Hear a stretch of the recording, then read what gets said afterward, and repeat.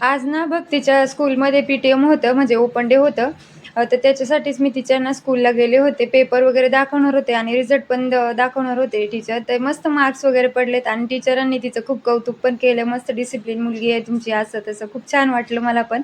आणि तसंच मी ना दुकानावर गेले. दुपारपर्यंत बसले होते मी 2 वाजेपर्यंत आणि त्याच्यानंतर भक्ती आली दुकानावर.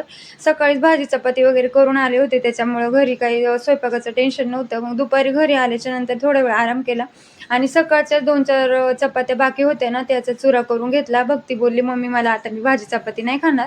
2-3 चपात्या राहिल्यात त्याचा चुरा करून घे, कारण दाताच्या ट्रीटमेंटमुळे मला तर काही कडक आणि चपातीसुद्धा खायची इच्छा होत नाही. त्यामुळे दोघींना तरी काय स्वयंपाक बनवायचा." तर मी काय केलं, चपातीचा चुराच बनवून घेतला आणि फ्रिजमध्ये गाजर, बीट वगैरे होते, डाळिंब पण होते. मग त्याचे ज्यूस बनवून घेतला. संध्याकाळची वेळ जरी असली ना, तरी मला कधीही हा ज्यूस दिला प्यायला तरी मी पिते.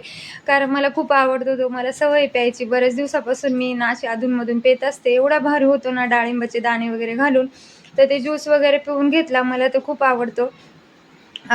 ज्यूस वगैरे पिऊन घेतला आणि म्हटलं चला आता भक्ती माझी वाटच बघत असेल. तिला ट्युशनला पण जायचंय 6 वाजता. तर मी माझ्यासाठी ना केळी घालून शिरा बनवून घेतला आणि तिच्यासाठी चुरा बनवून घेतला. तिला भूक लागते ना दुकानावर, मग ती मधून-अधून तिला भूक लागली ना, की ती खाऊन घेणार. म्हणून म्हटलं चला दोन्ही डबे भरले आणि खिडकी वगैरे बंद करून मी निघाले. कारण ती आता वाटच बघत असेल. तिचा ट्युशनचा टाईम पण झाला होता. माझं मी आवरून घेतलं, डबे वगैरे पॅक केले आणि म्हटलं चला आता मला संध्याकाळी ना सत्संगला पण जायचंय तिला. मग दुकानावर जाऊन तिला ट्युशनला सोडलं. ती ट्युशनवरून आली, वेफर्स घेऊन दिले आणि लगेच मी सत्संगला गेले. तर व्हिडिओ आवडले असेल तर लाईक, शेअर, सबस्क्राईब